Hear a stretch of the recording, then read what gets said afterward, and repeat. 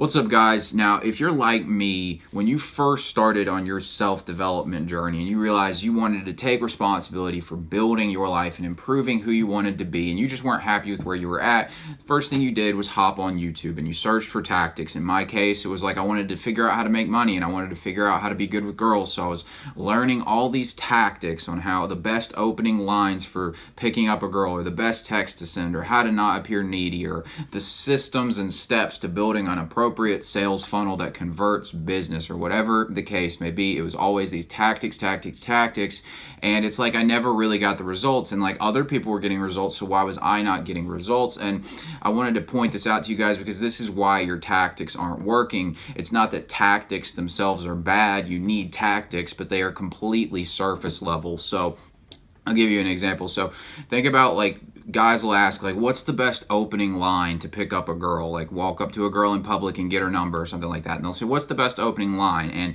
you go to like 10 different dating gurus and they all say different things a lot of times. And the key here is to understand that the tactic isn't the thing. The tactic is a result of being the kind of person who picks up girls. Do you understand what I'm saying? So it would be like if you've got friends, right? You don't have friends because you know the right thing to say in a social situation. You know the right thing to say in a social situation because you're the kind of person who has friends. Do you get what I'm saying? On the one level here, we're talking about an identity. We're not talking about a tactic. A tactic is completely surface level. If you can send it through a text, it's not identity level, right? Like it's an extension of you. It is not you. So you see what I'm saying? So really, when it comes down to these things, guys, and the more and more I study on identity and becoming the kind of person you want to be, the more I realize that tactics and all these things are so useless if you haven't fixed the bottom line. If you're still some simp guy who can't talk to a girl to save his life, or you still feel broke inside, you feel like you can't make money, then it doesn't matter if you get the ultimate sales funnel or do things. You're going to find a way to botch it because your body wants to stay in this internal comfort zone that it's used to. So if it's used to being broke, it's going to resist trying to get out of that. And so what you have to do is change the internal mind state. Have you ever noticed how most people who are ultimately like successful at changing who they are, they hit rock bottom? And why is it that when they hit rock bottom, it's like they dissolve that like comfort zone? Like the comfort zone is so painful that they're willing to step out of the comfort zone. Like people who have near-death experiences, they come back and suddenly they've got a new perspective on life and they're just a lot more optimistic. They're willing to take chances.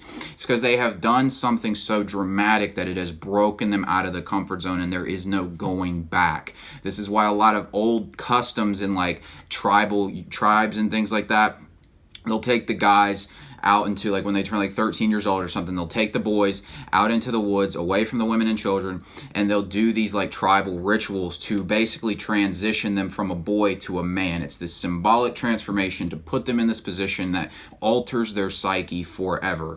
Now, really what the self-development industry comes down to is, how do we go through that transformation without having to hit rock bottom? How do we learn to be good with girls without having to be so miserable without them? Or how do we learn to make the kind of money we want to make without having to be so broke and constantly stressed over money and lose years of our lives trying to figure all this out? And that comes down to, you have to take control of your identity and you have to be future oriented. I want you to really think about this because, I mean, the more I think about it, just the more it blows my mind how much energy is spent focusing on either A, the things you don't want to happen in your life, so the things you're afraid are going to happen in your life, or B, thinking about your past. So I want you to also think about this. We are not creating our future based on our past, okay? Our past is in the past.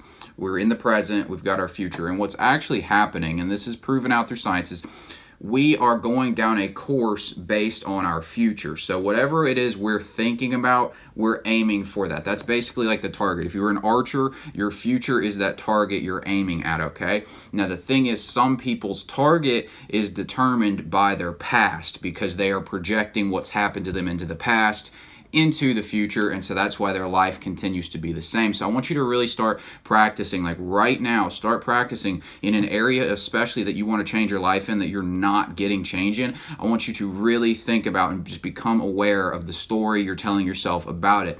So if you keep telling yourself, well, I don't know what the best opening line is to get a girl, well, look at the story. You probably have some bad experiences, or you have no experiences, and your comfort zone is to avoid that situation, and you keep projecting that into the future. So you got to change the story, and you got to create a new future, and you got to get into the feeling state of that future. So obviously the thing you're trying to bring into your life, we'll go with money as an example this time.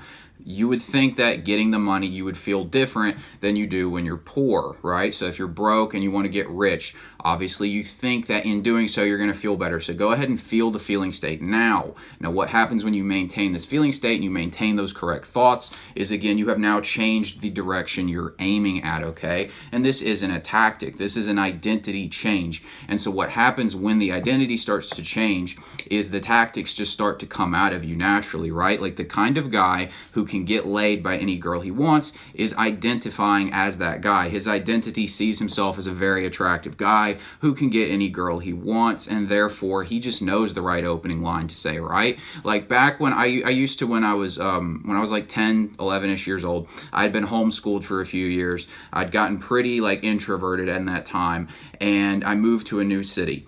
And when I moved to the new city, I didn't really have any friends. In fact, I didn't have any like serious, like close friends for probably like 3 or 4 years after I moved to the new city that I lived in. And I remember once I went back to public school from homeschool, I remember feeling awkward and not knowing what to say to people. And as a result, I kept manifesting that into my life, and I would have these awkward interactions. I wouldn't have good friends. But once I finally figured out how to just step out of the comfort zone, and like there was a moment, like I remember when I was first about to go hang out with somebody like a new friend of mine who ended up being a really good friend of mine. I remember like my comfort zone resisting. It wanted to avoid and be like, oh, I can't go hang out today. I got to do this. And I would have just sat in my room and I would have avoided the opportunity. I actually got very lucky because I hadn't told this guy in this story. We were both in the same high school. And he had asked if I wanted to hang out after school, just go back to his house. We were going to do some stuff. And I told him I'd have to let him know. And I was avoiding it because I don't know why. It's just like the comfort zone thing, right? Like I was avoiding it and I was going to stay in my comfort zone. And he just happened to walk past my class when I was leaving for the last class of the day. And so he was just like, you want to hang out? And I was kind of on the spot. So I was like, yeah. And it ended up breaking me out of my comfort zone in that moment. And now it's like, if you asked me like, how do you make a friend? I'd be like, you just make a friend, right? I don't have to think anything about it because my identity has changed. I see myself as somebody who people like now. And so really what this is about is the identity changes, and then the things, the tactics just come to you, right? People try very unorthodox things who are super successful financially. Like Jeff Bezos, he raises the minimum wage at Amazon to $15 an hour. Now, there's no real tactic you're going to find on the internet that recommends that you pay your employees more, because all the tactics are talking about how do you make more money, right? So if you give away more money, you're not keeping more money. That would be the thought process of the tactics. But he sees himself as this super wealthy guy, richest guy on the planet, so it just makes sense for him to do that. He pays his employees more. I think his net worth has doubled since the coronavirus thing happened. I mean, people are using Amazon a lot because they're on lockdown and stuff like that, but you get the point, right? Is these ideas and these successful solutions just flow out of you once you change the identity. So stop worrying about the surface level tactics. Figure out who is the person underneath the tactics that does the thing, and really become conscious on embodying that person and focusing on when you are not embodying that person. This means you have to give up your fear of being broke. You have to give up your fear of being rejected by the girl, and you have to see the better future that you want to have in your life. Some good examples, like people who have done this in their lives. George Washington, first president of the United States, founder of the country, he believed that he did not have a good character. What I mean by that is he thought he was a bad guy, honestly. He didn't think too highly of himself. So what he would do is every morning he would write down a list of qualities that he wanted to embody during the day. Things like honor or chivalry, like old school kind of qualities, right? Courage, all these things. And he would focus on embodying them in himself. And this is pre-science about this kind of stuff. Like he just had a gut feeling feeling that this worked, to like train into himself to be the kind of person he wanted to be. And it seems to have worked out, right? Because we remember him to this day. And unless you're a crazy Antifa rioter, you got love for George Washington, right? So honestly, like the point, guys, is the identity leads to the results. I mean, think about it in George Washington's case. Like, he's writing down, I want to be a courageous leader, like an honorable man. And then you think about like the things he did in battle. He takes an army that's like a pea size compared to the British army and defeats the British army.